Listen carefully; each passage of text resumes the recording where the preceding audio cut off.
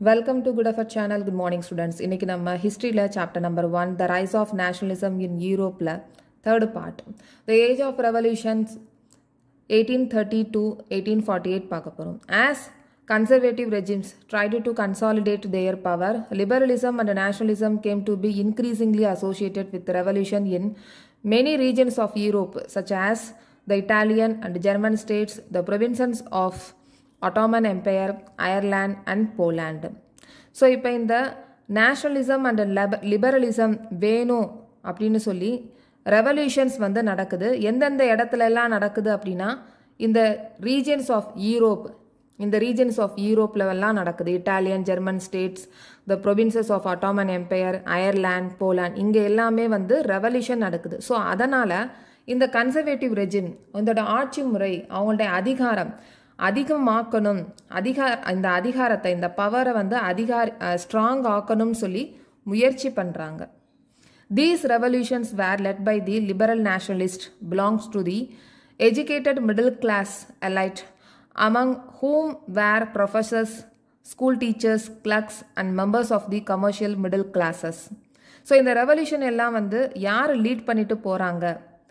இந்த liberal nationalist lead பண்ணிட்டு போகிறாங்க. அவங்க யார் யார் அப்படின்னா மிடில் கிளாஸ் எலைட் அப்படின்னு சொல்கிறாங்க. இந்த மிடில் கிளாஸ் எலைட்னா அப்பர் கிளாஸ் பீப்புள். அவங்க யார் யார் அப்படின்னா professors, school teachers, clerks and members of commercial middle classes. Next வந்து the first upheaval took place in France in July 1830. So இது வந்து எம்சிக்யூவில் கேட்குறதுக்கு சான்சஸ் வந்து இருக்குது. So the Bourbon kings who had been restored to power during the conservative reaction after 1815 were now overthrown by liberal revolutionaries who installed a constitutional monarchy with Louis Philippe at its head. So இந்த conservative regime 1815 start ஆச்சுல, அப்போ என்ன செஞ்சாங்க? Napoleon வந்து இருந்த பீரியடில் Napoleon வந்து இந்த பர்போன் கிங்கை வந்து ஓவர் த்ரோன் பண்ணாங்க. திருப்பி இந்த கன்சர்வேட்டிவ் ரெஜிம்ஸ் வந்து என்ன பண்ணாங்க? ரீஸ்டோர் பண்ணாங்க. இப்போ என்ன பண்ணுறாங்க அப்படின்னா இந்த லிபரல் ரெவல்யூஷனரிஸை திருப்பி வந்து இந்த பர்போனை வந்து ஓவர் த்ரோன் பண்ணுறாங்க. யாரை வந்து ஓவர் த்ரோன் பண்ணிவிட்டு கான்ஸ்டியூஷனல் மொனார்கி அவங்கள இன்ஸ்டால் பண்ணிவிட்டு யாரோட தலைமையில் பண்ணுறாங்க அப்படின்னா லூயிஸ் பிலிப்பே அவங்க தலைமையில் தான் இதெல்லாம் பண்ணுறாங்க. இது வந்து கேட்குறதுக்கு சான்சஸ் வந்து இருக்குது. When France sneezes, Metternich once remarked, the rest of Europe catches cold. So இப்போ ஃப்ரான்ஸில் தும்முனாங்க அப்படின்னா மற்ற ஏரியாவில் யூரோப்பில் இருக்கிற மற்ற ரீஜனில் வந்து கோல்டு வந்து பிடிச்சிரும் அப்படின்னு சொல்கிறாங்க மெட்டர்னிக். அது அந்த மாதிரி அர்த்தம் கிடையாது. இது எப்படின்னா ஃப்ரான்ஸில் வந்து ஏதாவது ரெவல்யூஷன் வந்து நடந்துச்சு அப்படின்னா யூரோப்பில் இருக்கிற மற்ற ரீஜன்ஸில் வந்து உடனே வந்து பண்ண ஆரம்பிச்சிருவாங்க. ஸோ இதுதான் வந்து மெட்டர்னிக் வந்து டிஸ்கிரைப் பண்ணுறாங்க. ஸோ இதுவும் கேட்குறதுக்கு வாய்ப்புகள் இருக்குது. இது யார் சொன்னாங்க அப்படின்றத கேட்குறதுக்கு வாய்ப்புகள் இருக்குது. So when France's sneeze the rest of Europe catches cold, இது சொன்னவங்க மெட்டர்னிக். ஸோ ஃப்ரான்ஸில் ஏதாச்சும் ரெவல்யூஷன் நடந்துச்சு அப்படின்னா அந்த மற்ற ஏரியாவில் யூரோப்பில் ரீஜியனில் உடனே வந்து பண்ண ஆரம்பிச்சிருவாங்க. ஸோ அந்த மாதிரி தான் கீழே இன்னொரு பாயிண்டில் வந்து சொல்லியிருக்காங்க. The July revolution sparked an uprising in Brussels which lead to Belgium breaking away from the United Kingdom of Netherlands.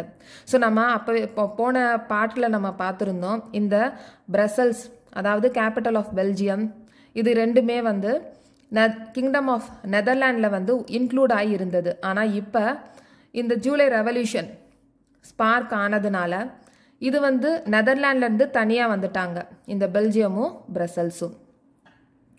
An event that mobilized nationalist feelings among the educated elite across Europe was the Greek War of Independence. So இப்போ இந்த educated elite அவங்க கிட்ட இந்த nationalist feelings ஜாஸ்தி ஆகிட்டுருக்கு. எந்த காரணத்தினால, எந்த ஈவெண்ட்னால அப்படின்னா இந்த கிரீக் வார் ஆஃப் இண்டிபெண்டன்ஸ், இந்த கிரீக் வார் ஆஃப் இண்டிபெண்டன்ஸ் மூலமாக நேஷனலிஸ்ட் ஃபீலிங்ஸ் வந்து ஜாஸ்தி ஆகுது. Greece had been part of Ottoman empire since the 15th century. So இந்த 15th centuryயில் இந்த கிரீஸ் வந்து அட்டாமன் எம்பையர் கிட்ட ஒரு பார்ட்டாக தான் இருந்தது. The growth of revolutionary nationalism in Europe sparked off a struggle for independence amongst the Greeks which began in 1821. So 1821ல் இந்த Green's அவங்களுக்கும் நேஷனலிசம் வேணும் அப்படின்ற ஒரு ஸ்பார்க் வந்து ஸ்டார்ட் ஆகுது. Nationalism in Greece got support from other Greeks living in exile and also from many West Europeans who had sympathies for ancient Greek culture. So இப்போ இந்த revolution வேணும், இந்த ரெவல்யூஷன் நேஷனலிசம் வேணும், ரிபலிசம் வேணும், ஆனால் அவங்களுக்கு சப்போர்ட் வேணும்ல. ஸோ அவங்க யாரெல்லாம் சப்போர்ட் பண்ணுறாங்க அப்படின்னா, நம்ம கிரீஸில் வந்து இருந்தவங்க ஆனால் இப்போ வந்து நாடு கடத்தப்பட்டிருப்பாங்க. கிரீஸில் இருந்தவங்களே இந்த நாட்டில் இருக்கக்கூடாதுன்னு சொல்லி கிரீஸை விட்டு அனுப்பியிருப்பாங்கள்ல. ஸோ அவங்கக்கிட்ட இருந்தும் இந்த வெஸ்ட் யூரோப்பியன்ஸ் இவங்க கிட்ட இருந்தும் சப்போர்ட் வந்து இவங்களுக்கு கிடைக்குது, இந்த நேஷனலிஸ்ட்டுக்கு வந்து கிடைக்குது. ஸோ இந்த வெஸ்ட் யூரோப்பியன்ஸ் யார் அப்படின்னா, இந்த கிரீக் கல்ச்சரை வந்து ரொம்பவே இன்ஸ்பயர் ஆனவங்க, அதாவது ரொம்ப பிடித்தமானவங்க, அவங்க தான் வந்து இவங்களை சப்போர்ட் பண்ணுறாங்க. Poets and artists lauded Greece as the cradle of European civilization and mobilized public opinion to support its struggle against a Muslim empire. இந்த போயட்ஸும் ஆர்டிஸ்ட்டும் கிரீஸில் வந்து ஜாஸ்தியாக வந்து இருக்கிறாங்க. இவங்களை கிராடில் ஆஃப் யூரோப்பியன் சிவிலைசேஷன் அப்படின்னு சொல்லலாம். அதாவது தமிழில் சொன்னோம் அப்படின்னா நாகரிகத்தின் தொட்டில் அப்படின்னு சொல்லுவாங்க, கிராடில் ஆஃப் யூரோப்பியன் சிவிலைசேஷன். ஏன்னா அங்கே அதிகமாக இருக்கிறாங்க போயட்ஸ் ஆஃப் ஆர்டிஸ்ட்டும் ரொம்ப அதிகமாக இருக்காங்க. அவங்க எல்லாம் என்ன பண்ணுவாங்க அப்படின்னா, இந்த பப்ளிக்ட இருந்து ஒப்பீனியனை கேதர் பண்ணி அவங்க சப்போர்ட்டை வந்து திரட்டுறாங்க. எதுக்கு அப்படின்னா, இந்த முஸ்லீம் எம்பையரை அகைன்ஸ்டாக எதுக்கிறதுக்காக, லிபரலிசம் நேஷனலிசம் வேணும் அப்படின்றதுக்காக. The English poet Lord Byron organized funds and later went to fight in the war where he died of fever in 1824. So இந்த இங்கிலீஷ் போயட் லார்ட் பைரான் அப்படின்றவங்க ஃபண்ட்ஸ் எல்லாம் வந்து ஆர்கனைஸ் பண்ணுறாங்க, வாருக்கும் போகிறாங்க அங்கே ஃபைட் பண்ணுறதுக்காக. ஆனால் அங்கே ஃபீவர் வந்து இறந்து போயிடுறாங்க 1824. So finally the treaty of Constantinople of 1832 recognised Greece as an independent nation அப்படின்னு சொல்லி அனௌன்ஸ் பண்ணிடுறாங்க. ட்ரீட்டி ஆஃப் கான்ஸ்டான்டினோபிள் ஒன்று சொல்லி இந்த 1832 வந்து இவங்களுக்கு இண்டிபெண்டன்ஸும் கிடச்சிருது. ஸோ இதுவும் ஒரு முக்கியமான ஒரு பாயிண்ட் தான். ஸோ இதில் வந்து 2-3 பாயிண்ட்ஸ், இங்கே இருக்கிற பாயிண்ட்ஸ் எல்லாம் வந்து கொஞ்சம் இம்பார்ட்டண்ட்டான பாயிண்ட்ஸ் எம்சிக்யூவில் கேட்குறதுக்கு சான்சஸ் இருக்குது. ஸோ நல்லா ரீட் பண்ணிக்கோங்க. The romantic imagination and national feeling. The development of nationalism did not come about only through wars and territorial expansion. So இந்த நேஷ்னலிசம் அப்படின்றது இந்த வார்ஸ் மூலமாகவோ இல்லை டெரிட்டோரியல் எக்ஸ்பான்ஷன் பண்ணுறது மூலமாகவோ, அதாவது ரீஜனல் எக்ஸ்பான்ஷன் பண்ணுறது மூலமாகவோ மட்டும் இந்த நேஷ்னலிசம் வந்து டெவலப் ஆகிறது கிடையாது. Culture played an important role in creating the idea of the nation. So culture வந்து ஒரு இம்பார்ட்டன்ட் ரோலாக இருக்குது. இந்த ஐடியா ஆஃப் நேஷனை உருவாகிறதுக்கு இந்த கல்ச்சர் வந்து இம்பார்ட்டன்ட் ரோலாக இருக்குது. இப்போ ஃபார் எக்ஸாம்பிள் நம்ம இந்தியாவே எடுத்துக்கலாம். நம்மளுடைய பாரதியார் தேசபக்தி பாடல்கள் எத்தனையோ வந்து பாடியிருக்காங்க. நேஷனலிசம் வந்து தேசபக்தி வந்து வரணும் அப்படின்றதுக்காக. அவருடைய பாடல்கள் மட்டும் இல்லை, நிறைய நாடகங்கள் வந்து நடத்தியிருக்காங்க. தேசபக்தி வந்து அங்கே இருக்கிற பாமர மக்களுக்கும் போகணும், தேசபக்தினா என்ன அப்படின்றத தெரியணும் அப்படின்றதுக்காக பல நாடகங்கள் வந்து நடத்தியிருக்காங்க. ஸோ நம்ம இந்தியாவில் மட்டும் கிடையாது, இங்கேயும் அதே மாதிரி தான் பண்ணியிருக்காங்க. இந்த கல்ச்சர் மூலமாக, அதாவது ஆர்ட் பெயிண்டிங் மூலமாக, போயட்ரி பாடல்கள் மூலமாக, ஸ்டோரிஸ் கதைகள் மூலமாக, அண்ட் மியூசிக் பாட்டுக்கள் மூலமாக, இது எல்லாமே வந்து நேஷ்னல் ஃபீலிங்ஸை வந்து எக்ஸ்ப்ரெஸ் பண்ணுறதுக்காக உதவியாக இருந்தது. அதுதான் வந்து இங்கே கல்ச்சர் மூமெண்ட் அப்படின்னு சொல்கிறோம், ரொமான்டிசிசம் அப்படின்னு சொல்கிறோம். So let us look at romanticism, a cultural movement which sought to develop a particular form of nationalist sentiment அப்படின்னு சொல்கிறாங்க. ஸோ இங்கே ரொமான்டிசிசம் அப்படின்னா கல்ச்சர் மூமெண்ட்னு அர்த்தம். ஸோ இது வந்து கேட்குறதுக்கு நிறைய வாய்ப்புகள் இருக்குது. ஸோ இது எல்லாமே வந்து ஒரு பர்டிகுலராக நேஷ்னல் சென்டிமெண்ட்டை டெவலப் பண்ணுறதுக்கு உருவாகுது. Romantic artist and poets generally criticised the glorification of reason and science and focused instead on emotions, intuitions and mystical feelings. So இப்போ இந்த ரொமான்டிக் ஆர்டிஸ்ட் வந்து என்ன சொல்கிறாங்க அப்படின்னா, இந்த ரொமான்டிக் ஆர்டிஸ்ட்டும் போயட்டும் என்ன சொல்கிறாங்க அப்படின்னா, கிரிட்டிசைஸ் பண்ணுறாங்க. என்ன கிரிட்டிசைஸ் பண்ணுறாங்க, என்ன விமர்சிக்கிறாங்க அப்படின்னா, இந்த நம்ம ஒரு நாட்டோட இந்த நாட்டோட ரீசன்ஸ் அண்ட் சயின்ஸ் இதை மட்டும் வந்து க்ளோரிஃபை பண்ணுறதுக்கு, இதை ஃபோக்கஸ் பண்ணுறதுக்கு பதிலாக இமோஷன்ஸ், இன்ட்யூஷன்ஸ் அண்ட் மிஸ்டிக்கல் ஃபீலிங்ஸை வந்து ஃபோக்கஸ் பண்ணணும் அப்படின்னு சொல்கிறாங்க. இப்போ கொடிக்காத்த குமரன் இருக்காங்க, அவங்க ஒரு கொடிக்காக தன்னுடைய உயிரையே தியாகம் பண்ணாங்க. ஸோ இது நம்ம நாடு, நம்ம நாட்டுக்காக உயிரையே தியாகம் பண்ணணும், அந்த உள்ளுணர்வு வந்து இருக்கணும். இன்ட்யூஷன்ஸ் அப்படின்னா உள்ளுணர்வு, நம்ம நாடு அப்படின்ற ஒரு உள்ளுணர்வு தான் இருக்கணும் அப்படின்னு சொல்கிறாங்க. ஸோ கம்பேர் பண்ணுறாங்க இங்கே இந்த க்ளோரிஃபிகேஷன் ஆஃப் ரீசன் சயின்ஸோட இதை வந்து கம்பேர் பண்ணுறாங்க, இதுதான் இருக்கணும் அப்படின்னு சொல்லி கிரிட்டிசைஸ் பண்ணுறாங்க. ஸோ இங்கே மேலே வந்து ஒரு பெயிண்டிங் இருக்குது, இந்த பெயிண்டிங்கை நம்ம பார்க்கலாம். The massacre at Chios, Eugene Delacroix, 1824. The French painter Delacroix was one of the most important French romantic painters. French romantic paintersல இவர் தான் வந்து ரொம்ப இம்பார்ட்டன்ட். This huge paintingோட அளவு வந்து சொல்லியிருக்காங்க 4.19 m into 3.54 meter. இதை வந்து depicts an incident in which 20,000 Greeks were said to have been killed by Turks on the island of Chios. So இதை இந்த பெயிண்டிங் வந்து என்ன டெபிக்ட் பண்ணுது அப்படின்னா, டர்க்ஸ் மூலமாக, டர்க்கீஸ் இருக்காங்க, டர்க்ஸ், அவங்க மூலமாக 20,000 கிரீக்ஸ் வந்து கொல்லப்பட்டிருக்காங்க. அதுதான் வந்து இங்கே பெயிண்டிங்காக, ஹியூஜ் பெயிண்டிங்காக வந்து இங்கே ட்ரா பண்ணியிருக்காங்க. எங்கே கொல்லப்பட்டிருக்காங்க அப்படின்னா ஐலாண்ட், சியாஸ் ஐலாண்டில் வந்து இங்கே 20,000 கிரீக்ஸ் வந்து கொல்லப்பட்டிருக்காங்க.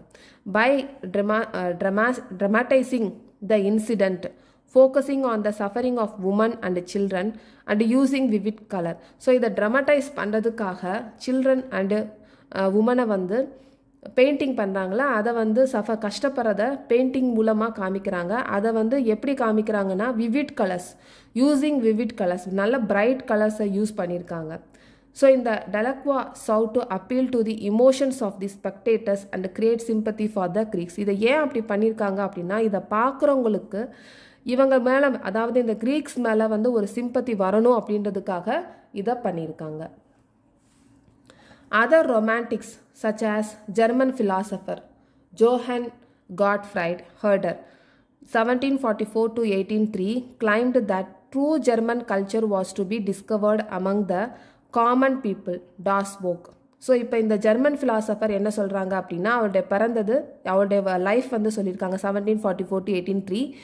இவர் என்ன சொல்கிறாரு அப்படின்னா, இந்த ஜெர்மன் கல்ச்சரை வந்து, ட்ரூ ஜெர்மன் கல்ச்சரை எங்கே நம்ம ஃபவுண்டு பண்ணலாம், டிஸ்கவர் பண்ணலாம் அப்படின்னா, ஒரு காமன் பீப்புள்கிட்ட இருந்து நம்ம டிஸ்கவர் பண்ணலாம். டாஸ் வோக் அப்படின்னு சொல்கிறாங்க, காமன் பீப்புள் டாஸ் வோக் அப்படின்னு சொல்கிறாங்க. ஸோ அவங்ககிட்ட இருந்து நம்ம டிஸ்கவர் பண்ணலாம், ஃபவுண்ட் பண்ணலாம் அப்படின்னு சொல்கிறாங்க. So it was through the folk songs, folk poetry and folk dance that the true spirit of the nation, folk jest, was popularized. So இந்த spirit of nation உருவாக்குறதுக்கு இந்த folk songs, folk poetry, folk dances வந்து கண்டிப்பாக popularised, கண்டிப்பாக வந்து help பண்ணும் அப்படின்னு சொல்கிறாங்க. So collecting and recording these form of folk culture was essential to projects of nation building. So இந்த கல்ச்சரை நம்ம கலெக்ட் பண்ணணும், அதை ரெக்கார்ட் பண்ணணும். ஸோ அது தான் வந்து முக்கியமானது, இம்பார்ட்டண்ட் அப்படின்னு சொல்கிறாங்க. எதுக்கு அப்படின்னா project of nation building. Nation building அப்படின்னா நேஷனலிசம் உருவாதற்கு இதுதான் வந்து ரொம்ப இம்பார்ட்டண்ட் அப்படின்னு சொல்கிறாங்க. The emphasis on vernacular language. The emphasis on vernacular language and the collection of local folklore was not just to recover an ancient national spirit, but also to carry the modern nationalist message to large audience who were mostly illiterate. So இப்போ இந்த vernacular language அப்படின்னா அந்த regional language இருக்குல்ல, அந்த regional லாங்குவேஜுக்கு வந்து முக்கியத்துவம் தர்றாங்க. Mphasis on regional vernacular language. So இந்த வெர்னாக்குலர் லாங்குவேஜ் அங்கே இருக்கிற லோக்கல் ஃபோக்லோர், அதாவது அங்கே இந்த ஃபோக் டான்ஸ், ஃபோக் ஸ்டோரி பண்ணுவாங்களா, அவங்கக்கிட்ட இருந்து அதை வந்து ரெக்கவர் பண்ணுறது மட்டும் கிடையாது. ஏன்ஷியன்ட் நேஷனல் ஸ்பிரிட் அதை வந்து ரெக்கவர் பண்ணுறதுக்கு மட்டும் கிடையாது. இந்த மாடர்ன் நேஷனலிஸ்ட் வந்து ஒரு மெசேஜாக ஒரு லார்ஜ் ஆடியன்ஸ் கிட்ட, அதாவது படிக்காதவங்க இருப்பாங்களா, இல்லிட்ரேட் இருப்பாங்களா, அவங்கக்கிட்ட இந்த மெசேஜாக வந்து கொண்டு போகிறதுக்காகவும் இது வந்து பயன்படுது. ஸோ என்ன கொண்டு போகிறாங்க, நேஷ்னலிசம் அப்படின்னா என்ன அப்படின்றத கொண்டு போகிறதுக்காகவும் இந்த மாடர்ன் நேஷ்னலிஸ்ட் வந்து ஒரு மெசேஜாக வந்து கொண்டு போகிறாங்க. என்ன கொண்டு போகிறாங்க? ஸோ இதை ரெக்கவர் பண்ணியிருக்காங்க இல்லையா, ஏஷியன்ட் நேஷ்னல் ஸ்பிரிட், அதாவது கலெக்ட் பண்ணியிருப்பாங்களா அந்த லோக்கல் ஃபோக் ஸ்டோர்ஸ், அது எல்லாமே வந்து லோக்கல் ஃபோக்லோர், இது எல்லாமே வந்து கலெக்ட் பண்ணியிருப்பாங்கல்ல, அதை வந்து இந்த மாடர்ன் நேஷ்னலிஸ்ட் வந்து இலிட்ரேட்டாக இருக்காங்கல்ல, லார்ஜ் ஆடியன்ஸ்ட அவங்கக்கிட்ட கொண்டு போகிறாங்க. This was especially so in the case of Poland, which had been partitioned at the end of the 18th century by the great powers Russia, Prussia and Austria. So நம்ம conservatism அப்போ அதில் பார்த்தோம்ல, treaty of Vienna, அப்போ அதில் வந்து Napoleon அவங்களுடைய ஆட்சியில் வந்து அனெக்ஸ் பண்ணியிருந்தாங்கள்ல டெரிட்டரிஸ். ஸோ அந்த டெரிட்டரிஸ் வந்து எப்படி யாரெல்லாம் பிரிச்சுக்கிட்டாங்க, அதுக்கப்புறமா அந்த ஃப்ரெஞ்ச் எக்ஸ்பான்ஷனை வந்து ப்ரிவெண்ட் பண்ணணும் அப்படின்றதுக்காக அவங்க பவுண்ட்ரிஸ் எல்லாம் செட் பண்ணாங்கள்ல, அப்போ வந்து இந்த போலாண்டோட பார்ட் வந்து ரஷ்யாவுக்கு போச்சு. ஸோ இதுதான் வந்து இங்கே சொல்லியிருக்காங்க. Even though Poland no longer existed as an independent territory, national feelings were kept alive through music and language. இப்போ போலாண்ட் வந்து ரொம்ப காலத்துக்கு ஒரு இண்டிபெண்டன்ட் டெரிட்டரியாக இருந்ததில்லை, இருந்தாலும் அவங்களுடைய நேஷ்னலிசம் வந்து இன்னும் உயிரோட தான் இருக்குது. எது மூலமாக? அவங்களுடைய லாங்குவேஜ், மியூசிக் மூலமாக. So Karol Karpinski, for example, celebrated the national struggle through his operas and music, turning folk dances like Polonaise and Mazurka into nationalist symbol. So இப்போ இந்த கரோல் கர்பிஸ்கி அப்படின்றவர் ஒரு ஆர்டிஸ்ட். அவர் வந்து என்ன சொல்கிறாங்க அப்படின்னா, இந்த நேஷ்னல் ஸ்ட்ரகிளை ஓப்ராஸ் மூலமாகவும் மியூசிக் மூலமாகவும் வெளிப்படுத்துகிறாங்க. ஸோ இப்போ இந்த ஓப்ராஸ் அப்படின்னா என்னென்னா, ஒரு பெரிய தேட்டர் மாதிரி இருக்கும், அந்த தேட்டரில் வந்து ரோல் ப்ளே பண்ணுவாங்க, மியூசிக்கும் அண்ட் ரோல் ப்ளே பண்ணுவாங்க. ஸோ அது மூலமாக வந்து இந்த நேஷ்னல் ஸ்ட்ரகிளை வந்து காமிக்கிறாங்க. ஸோ இங்கே ஃபோக் டான்சஸ் அப்படின்னு சொல்லியிருக்காங்க. இந்த ஃபோக் டான்சஸோட நேமும் கொடுத்துருக்காங்க, பொலனைஸ் அண்டு மசூர்கா. இது கேட்குறதுக்கு வாய்ப்புகள் இருக்குது. ஸோ இதை நோட் பண்ணிக்கோங்க, folk dances like polonaise and mazurka into nationalist சிம்பிளாகவும் இருக்குது. ஸோ இப்போ எப்படி நம்ம கல்ச்சர் வந்து ஒரு இம்பார்ட்டண்ட் ரோலாக இருக்குது நேஷ்னலிஸ்ட் வந்து நேஷ்னலிசம் பண்ணுறதுக்காக. ஸோ இங்கே வந்து நெக்ஸ்ட் பார்க்க போகிறது என்னென்னா, லாங்குவேஜ் எப்படி வந்து ஒரு இம்பார்ட்டண்ட் ரோலாக இருக்க போகுது அப்படின்றது தான் நம்ம பார்க்க போகிறோம். So language too played an important role in developing nationalist sentiments. So language கூட ஒரு இம்பார்ட்டண்ட் ரோலாக இருக்குது நேஷ்னலிஸ்ட் சென்டிமெண்ட்ஸை டெவலப் பண்ணுறதுக்கு. After Russian occupation, the Polish language was forced out of schools and the Russian language was imposed everywhere. இந்த Polish லாங்குவேஜை வந்து ஸ்கூல்லேருந்து வெளியில் எடுத்துடுறாங்க, அதுக்கு பதிலாக இந்த ரஷ்யன் லாங்குவேஜை வந்து இம்போஸ் பண்ணுறாங்க. இன் 1831 an armed rebellion against Russian rule took place which was ultimately crushed.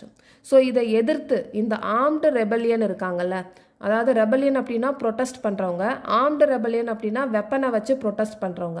So அவங்க வந்து இந்த ரஷ்யனால் வந்து க்ரஷ் பண்ணப்படுறாங்க, நசுக்கப்படுறாங்க. ஸோ அவங்கள எதிர்த்துட்டு வர்றாங்கல்ல ரஷ்யனை எதிர்த்து இருக்கவங்கள இவங்களை எல்லாருமே அழிச்சிடுறாங்க. Following this many members of the clergy in Poland began to use language as a weapon of national resistance.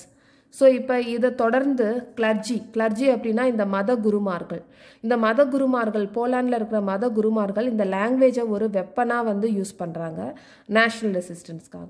So Polish was used for church gatherings and all religion instructions. இந்த Polish லாங்குவேஜை தான் வந்து use பண்ணுறாங்க church கேதரிங்க்கும் religious இன்ஸ்ட்ரக்ஷனுக்காகவும் use பண்ணுறாங்க.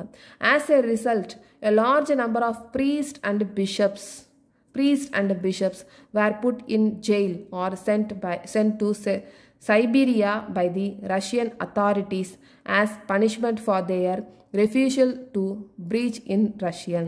So இப்போ இந்த priest and bishops இவங்க எல்லாம் என்ன பண்ணுறாங்க அப்படின்னா, ரஷ்யனில் ப்ரீச் பண்ணாமல் பொலிஷில் லாங்குவேஜில் ப்ரீச் பண்ணதுனால இந்த ரஷ்யன் அத்தாரிட்டிஸ் அவங்களுக்கு வந்து ஒரு பனிஷ்மெண்ட் கொடுக்குறாங்க, அவங்கள வந்து ஜெயிலுக்கு அனுப்புகிறாங்க, அப்படி இல்லைன்னா சைபீரியாவுக்கு அனுப்புகிறாங்க.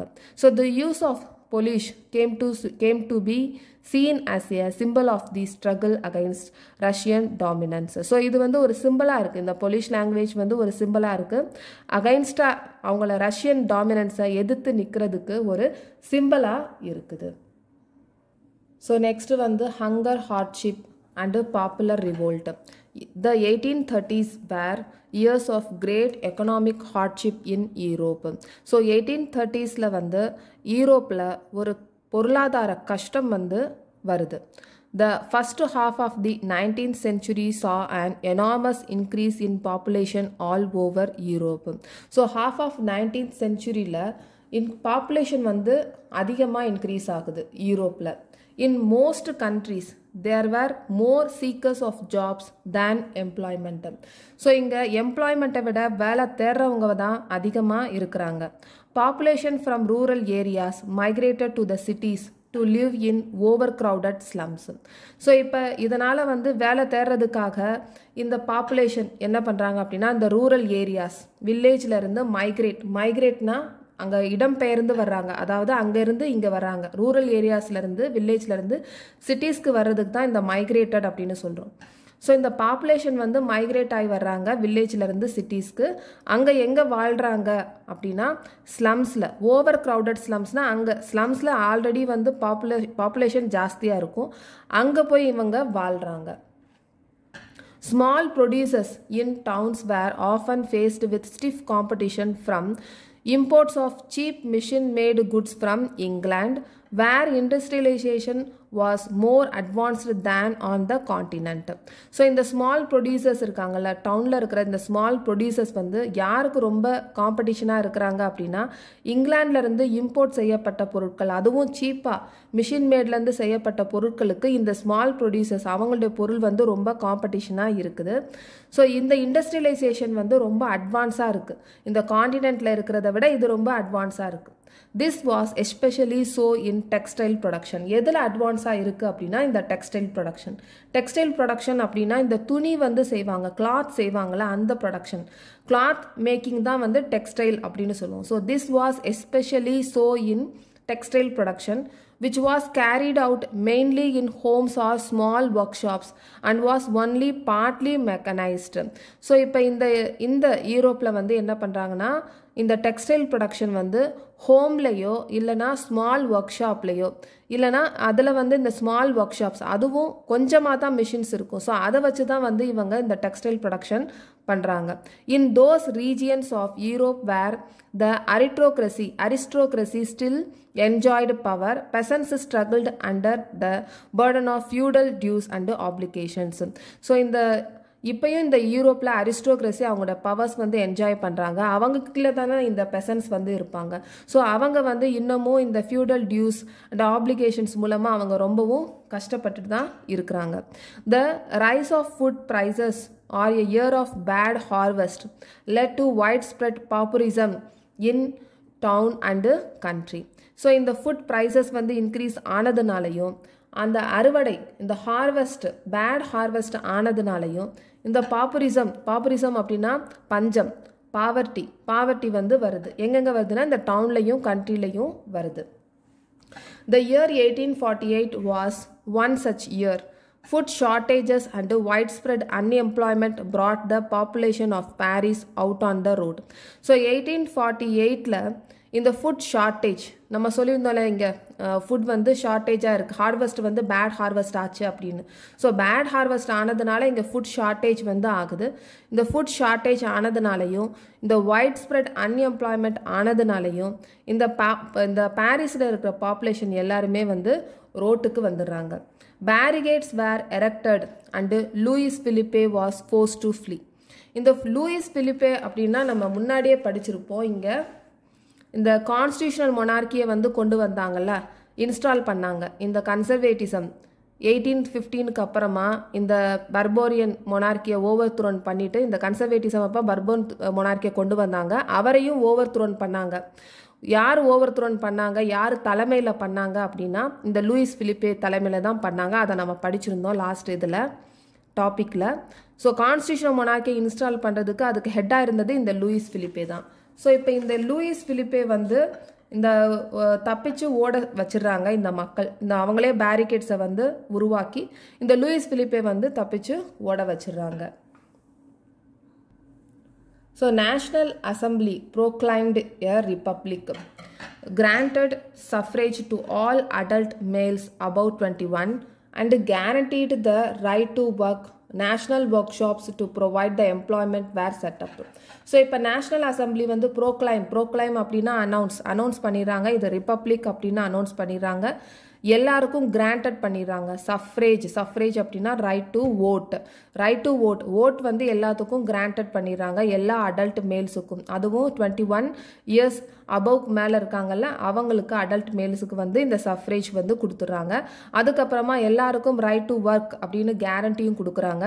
அதுக்கப்புறமா ஒரு நேஷ்னல் ஒர்க் ஷாப்ஸ் ஒன்று ப்ரொவைட் பண்ணி எல்லாருக்கும் எம்ப்ளாய்மெண்ட்டை கிடைக்கிற மாதிரி செட்டப் பண்ணிடுறாங்க. So earlier in 1845 weavers in Silesia had led a revolt against contractors who supplied them raw material and gave them orders for finished textiles but drastically reduced their payments. So 1845ல weavers சிலேசியாவில் ஒரு புரட்சி வந்து பண்ணுறாங்க. எங்கே புரட்சி பண்ணுறாங்க, யாருக்கு அகைன்ஸ்டாக பண்ணுறாங்க அப்படின்னா கான்ட்ராக்டர்ஸ். இந்த கான்ட்ராக்டர்ஸ் வந்து என்ன பண்ணுறாங்கன்னா supply the raw material, weaving பண்ணுறதுக்குரிய ரா மெட்டீரியல்ஸ் எல்லாமே வீவர்ஸ்ட்டை கொடுத்துருவாங்க. அந்த வீவர்ஸ் என்ன பண்ணுவாங்கன்னா ஃபினிஷ்டு ப்ராடக்டாக, அதாவது கிளாத்தாக வந்து கொடுத்துருவாங்க. இந்த ஆர்டர் வந்து கான்ட்ராக்டர்ஸ் வந்து வீவர்ஸ்க்கு கொடுத்துருவாங்க. இந்த வீவர்ஸ் வந்து இந்த ஃபினிஷ்டு குட்ஸை வந்து கொடுப்பாங்கல்ல, அப்போ வந்து என்ன பண்ணுவாங்கன்னா இந்த கான்ட்ராக்டர்ஸ் வந்து ரொம்ப சின்ன கொஞ்சமாக பேமெண்ட்டை தான் வந்து கொடுத்துட்டு இருந்தாங்க. ஸோ அதை எதிர்த்து தான் இந்த புரட்சி வந்து பண்ணாங்க 1845ல. The journalist Wilhelm Wolff described the events in Silesian village as follows. இப்போ ஜேர்னலிஸ்ட் வில்ஹெம் வொல்ஃப் வந்து டிஸ்கிரைப் பண்ணுறாங்க. ஒரு ஈவெண்ட் வந்து நடந்திருக்கு சிலேஷியன் வில்லேஜில், அந்த ஈவெண்ட் பற்றி தான் இங்கே டிஸ்கிரைப் பண்ணியிருக்காங்க. In this village with 18,000 inhabitants, cotton weaving is the most widespread occupation. So இந்த வில்லேஜில், சிலேசியன் வில்லேஜில் 18,000 people வந்து வாழ்ந்துட்டு இருந்தாங்க. அவங்களுடைய ஆக்குபேஷன் என்ன அப்படின்னா காட்டன் வீவிங், காட்டன் நெசவு பண்ணுவாங்கல்ல, அதுதான் அவங்களுடைய ஆக்குபேஷனாக இருந்திருக்கு. The misery of the workers is extreme. அவங்களுடைய ஒர்க்கர்ஸோட கஷ்டம் வந்து ரொம்பவே எக்ஸ்ட்ரீமாக இருந்தது. The desperate need for jobs has been taken advantage of by the contractors to reduce the prices of the goods they order. So இவங்களுடைய கஷ்டத்தையே வந்து இந்த கான்ட்ராக்டர்ஸ் வந்து அட்வான்டேஜாக எடுத்துக்கிட்டு, இந்த கஷ்டம் அப்படின்னா அவங்களுடைய ஜாப் வேணும்ல, அந்த வீவர்ஸ்க்கு வந்து ஜாப் வேணும்ல, கஷ்டம் அப்படின்னா அவங்களுக்கு ஜாப் இருந்தால் தானே அந்த கஷ்டம் வந்து போகும். ஸோ அதை வந்து இந்த கான்ட்ராக்டர்ஸ் வந்து பயன்படுத்திக்கிட்டு அவங்களுடைய ப்ரைஸ் ஃபினிஷ்டு குட்ஸாக கொடுப்பாங்களா, அதோட ப்ரைஸஸ் வந்து ரெடியூஸ் பண்ணி கொடுத்துருந்தாங்க. On 4th June at 2 p.m., a large crowd of weavers emerged from their homes and marched in Paris up to the mansions of their contractor, demanding higher wages. So இப்போ இந்த viewers இருக்காங்கல்ல, அவங்க வந்து ஜூனில் 4th June 2 p.m. போல் ஒரு நிறைய மக்கள் எல்லாருமே சேர்ந்து அவங்களுடைய ஹோம்ஸ்லேருந்து வெளியே வந்து பாரிஸ்க்கு வந்து மார்ச்டு இன் பேர்ஸ், அதாவது அந்த ஹோம்லேருந்து அவங்க இருக்கிற இடத்துல இருந்து வந்து இந்த கான்ட்ராக்டர் அவங்க இருக்கிற அந்த மேன்ஷன் மாளிகை கிட்ட அங்கே வந்து அவங்களுடைய வேஜஸை ஹையர் பண்ணி தரணும் அப்படின்னு ஒரு டிமாண்டை வந்து போடுறாங்க. They were treated with scorn and threats alternately. ஆனால் அதுக்கு பதிலாக இவங்களுக்கு ஒரு பயமுறுத்தல் தான் வந்து அவங்களுக்கு கிடைக்குது. கஷ்டமும் ரொம்ப அவமானப்படுத்துறது, அதுக்கப்புறமா பயமுறுத்துறது, இதுதான் அவங்களுக்கு கிடைக்குது. Following this, a group of them forced their way into the house, smashed its elegant window panes, furniture, proclaim. So இப்போ இந்த இதில் வந்து ஒரு குரூப் ஆஃப் பீப்புள் வந்து என்ன பண்ணுறாங்கன்னா, இந்த கான்ட்ராக்டர்ஸ் அவங்க வீட்டுக்கு போய் அங்கே வீட்டில் இருக்கிற எலகண்ட் விண்டோஸை, பேன்ஸை, ஃபர்னிச்சர்ஸ், அப்புறம் இந்த பீங்கான் பொருட்கள் எல்லாமே போட்டு உடைக்கிறாங்க. ஸோ நெக்ஸ்ட் வந்து another group broke into the storehouse and plundered it of supplies of cloth which they tore to shreds. So இன்னொரு குரூப் என்ன பண்ணுறாங்கன்னா, ஸ்டோர் ஹவுஸுக்கு போய் அங்கே சப்ளைஸ்க்காக வச்சுருக்க அந்த பொருளை வந்து துண்டு துண்டாக வந்து கிழிச்சு போட்டுறாங்க. The contractor fled with his family to a neighboring village which however refused to shelter such a person. இந்த கான்ட்ராக்டர் என்ன பண்ணுறாருன்னா அவரோட ஃபேமிலியோட பக்கத்து ஊருக்கு போய் ஷெல்டர் வந்து கேட்கறதுக்காக போகிறாங்க. ஆனால் அங்கே வந்து மறுக்கப்படுது. ரெஃப்யூஸ்டுனா மறுக்கப்படுது. இந்த மாதிரி பர்சனுக்கு நாங்கள் கொடுக்க மாட்டோம் அப்படின்னு சொல்லி மறுக்கப்படுது. He returned 24 hours later having requestioned the army. In this exchange that followed 11 weavers were shot. So திருப்பி இவர் திரும்ப போயிடுறாரு 24 மணி நேரத்தில் வந்து ஆர்மி வர்றாங்க. ரிக்வெஷன் த ஆர்மி. இந்த 24 ஹவர்ஸில் இந்த ஆர்மி வந்து இவங்க இங்கே 24 ஹவர்ஸில் அந்த ஆர்மி வந்து 11 வீவர்ஸை ஷூட் பண்ணி கொண்டு போட்டுடுறாங்க. Parallel to the revolt of the poor, unemployed and starving peasants and workers in many European countries in the year 1848, a revolution led by the educated middle class was underway.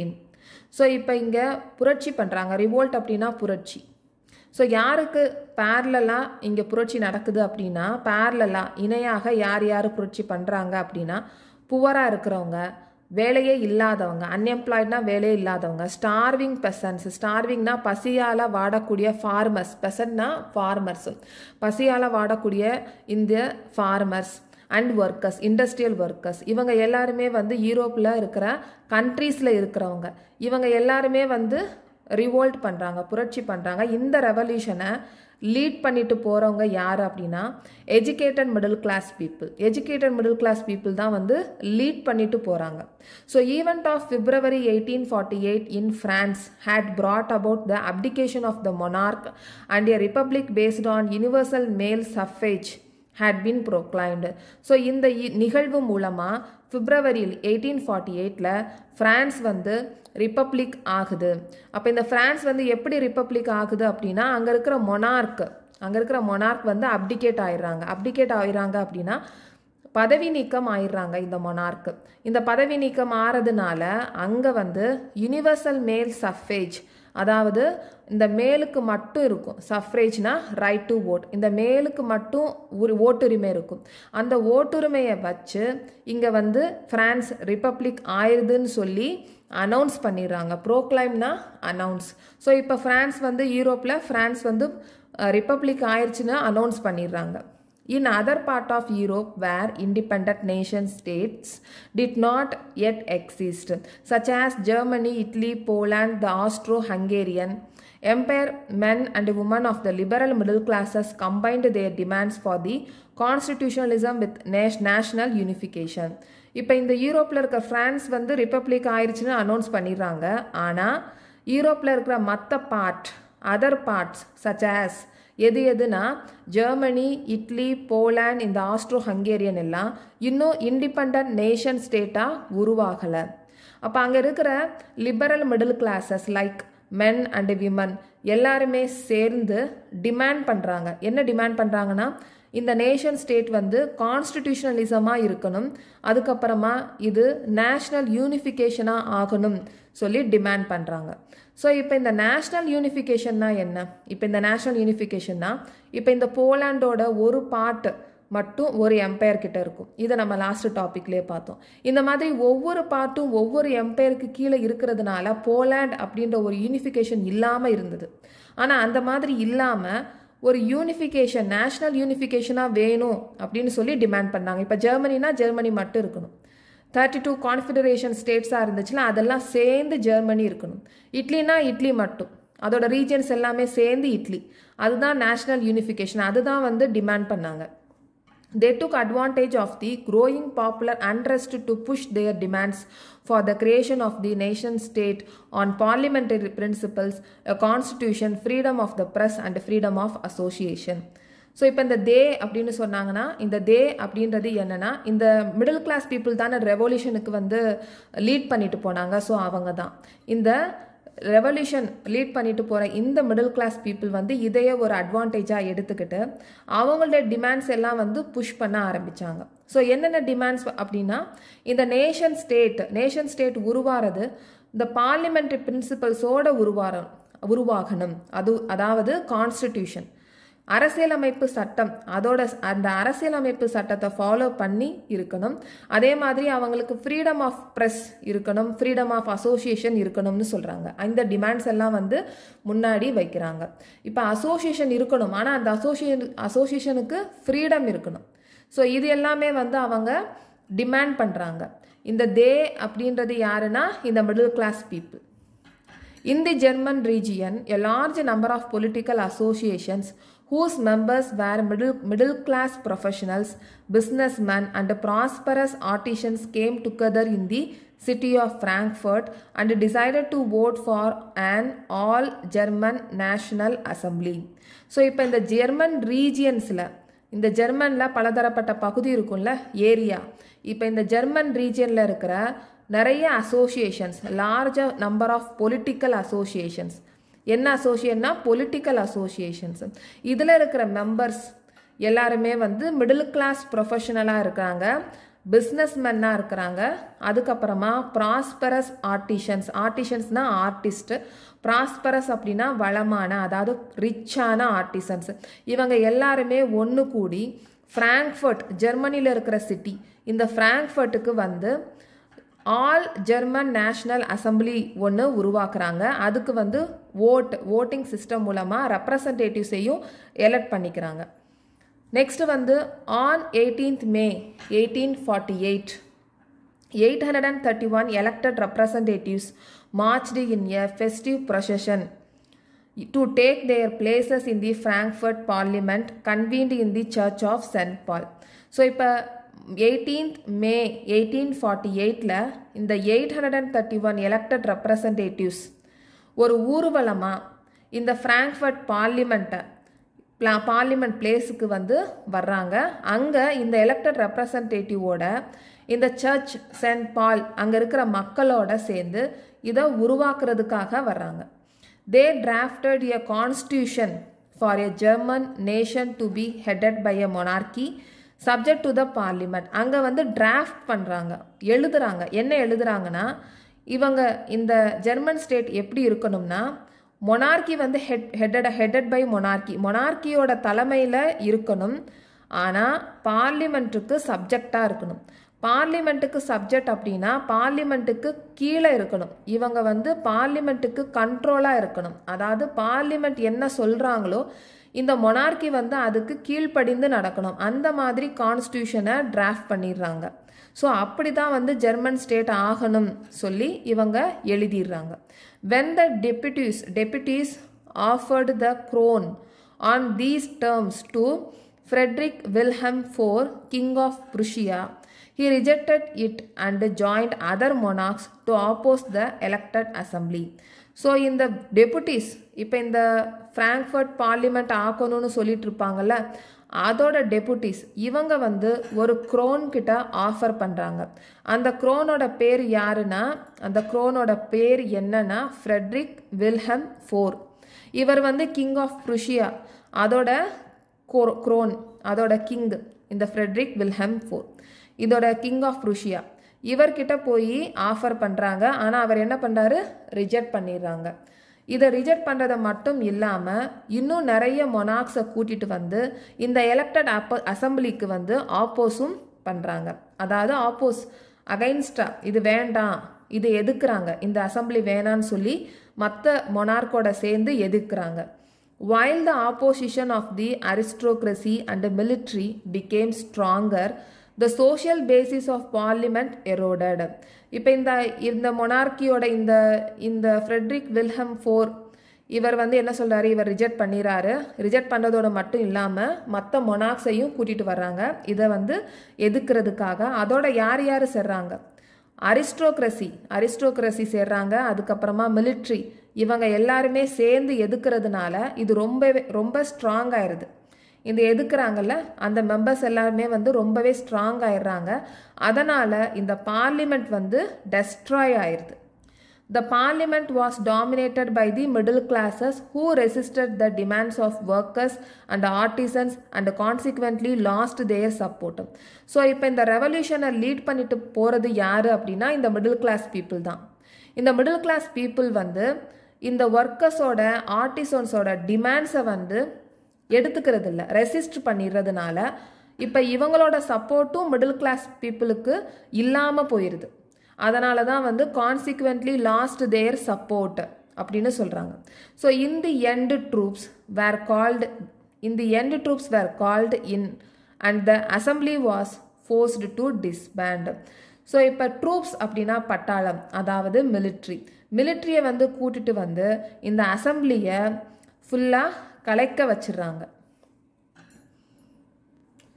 The issue of extending political rights to women was a controversial one within the liberal movement, in which large number of women had participated actively over the years. So இப்போ இந்த liberal மூமெண்ட்டில் வந்து இந்த political rights அப்படின்றது ஒரு கான்ட்ரவர்சியலாக தான் இருக்குது. உமனுக்கு வந்து இந்த பொலிட்டிக்கல் ரைட்ஸ் வந்து கொடுக்கப்படுறது கிடையாது. அதனால் அது ஒரு சர்ச்சையாகவே இருக்குது இந்த லிபரல் மூமெண்ட்டில். அதுக்குள்ளேயே வந்து இந்த லிபரல் மூமெண்ட் அப்படின்னு சொல்கிறது என்னென்னா நேஷ்னலிசம் வேணும், அதுக்கப்புறம் லிபரலிசம் வேணும் எல்லாம் சொல்கிறாங்கல்ல, நேஷன் ஸ்டேட் ஆகணும்னு. ஆனால் அதுலேயே வந்து பெண்களுக்கு வந்து பொலிட்டிக்கல் ரைட்ஸ், ஓட்டிங் ரைட்ஸ் வந்து கொடுக்கப்படுறது கிடையாது. அது வந்து ஒரு கான்ட்ரவர்சியலாக இருக்குது. ஆனால் பெண்கள் அதில் உமன் வந்து ரொம்ப காலமாகவே இந்த லிபரல் மூமெண்ட்டில் பார்ட்டிசிபேட் பண்ணி இருந்தாலும் அவங்களுக்கு ஓட்டிங் ரைட்ஸ் வந்து கொடுக்கப்படுறது கிடையாது. ஸோ அதனால் இந்த உமன் என்ன பண்ணுறாங்க அப்படின்னா அவங்களுக்குன்னு ஒரு பொலிட்டிக்கல் அசோசியேஷனாக ஃபார்ம் பண்ணிக்கிறாங்க, நியூஸ் பேப்பர்ஸை வந்து அவங்களுக்குன்னு உருவாக்கிக்கிறாங்க, நிறைய பொலிட்டிக்கல் மீட்டிங்ஸை வந்து கலந்துக்கிறாங்க, அது டெமான்ஸ்ட்ரேஷன் போராடவும் செய்கிறாங்க. ஸோ அதுதான் இங்கே சொல்லியிருக்காங்க, women had formed their own political associations, founded newspapers and taken part in political meetings and demonstrations. Despite this they were denied suffrage rights during the election of the assembly. இப்போ இந்த during the election of assemblyல நடக்கும்போது இந்த suffrage right, voting rights வந்து பெண்களுக்கு மறுக்கப்படுது. When the Frankfurt Parliament convened in the Church of St. Paul, women were admitted only as observers to stand in the visitors gallery.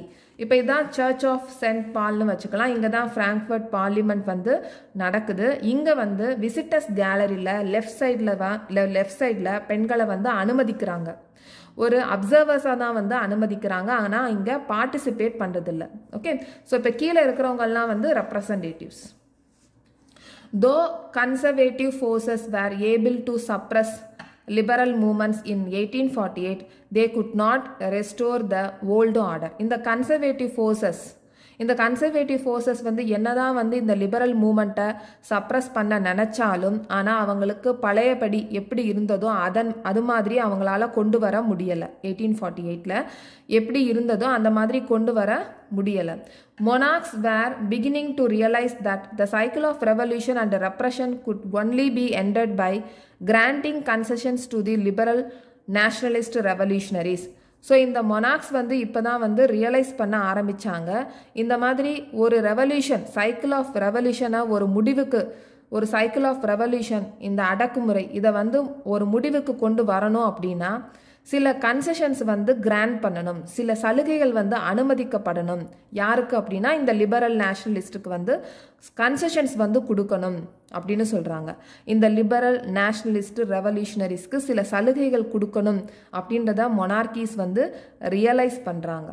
Hence in the years after 1848, the autocratic monarchies of Central and Eastern Europe began to introduce the changes that had already taken place in Western Europe before 1815. So இப்போ வந்து கொஞ்சம் சில changes வந்து கொண்டு வரணும்னு நினைக்கிறாங்க. அந்த changes எல்லாம் வந்து ஆல்ரெடி நடந்தது தான். எங்கே அப்படின்னா வெஸ்டர்ன் யூரோப்பில் 1815க்கு முன்னாடி நடந்த சேஞ்சஸ் தான் இப்போ 1848 வந்து இந்த சென்ட்ரல் அண்ட் ஈஸ்டர்ன் யூரோப்பில் வந்து இன்ட்ரொடியூஸ் பண்ணுறாங்க. ஸோ இப்போ என்ன சேஞ்சஸ் பண்ணியிருக்காங்க அப்படின்றது தான் இங்கே சொல்லியிருக்காங்க. The serfdom and bonded labour were abolished. இப்போ இந்த செஃப்டம்னா நம்ம நிறைய தடவை இதை டிஸ்கஸ் பண்ணியிருக்கோம். இப்போ ஒரு லேண்ட்லார்டு இருப்பாங்க, அதுக்கு கீழே பெசன்ஸ் இருப்பாங்க, அந்த பெசன்ஸ் வந்து அவங்களோட ஃபேமிலிஸோடு இருந்து ஃபார்மிங் பண்ணுவாங்க. ஃபார்மிங்லேருந்து வரக்கூடிய கொஞ்சம் பணத்தை தான் வந்து இந்த பெசன்ஸ் வந்து எடுத்துக்குவாங்க. பெரும்பாலான பகுதி பணத்தை வந்து லேண்ட்லார்டுக்கே திருப்பி கொடுத்துருவாங்க. ஸோ அந்த ஃபேமிலிஸ் வந்து அவங்களோட அனுமதி இல்லாமல் வேறு எங்கேயுமே போக முடியாது. காலங்காலமாக அவங்கக்கிட்டே வந்து வேலை செஞ்சுக்கிட்டே இருக்கணும், லைக் ஒரு ஸ்லேவ் மாதிரி. ஸோ அதுதான் செஃப்டம். ஸோ அதுவும் இந்த பாண்டட் லேபர்னால் ஃபுல்லாக 100% வந்து கொத்தடிமை தான். அங்கேயே அடிமையாக இருந்து வேலை செய்கிறது. ஸோ இது ரெண்டுமே வந்து அபாலிஷ் பண்ணிடுறாங்க, எடுத்துடுறாங்க.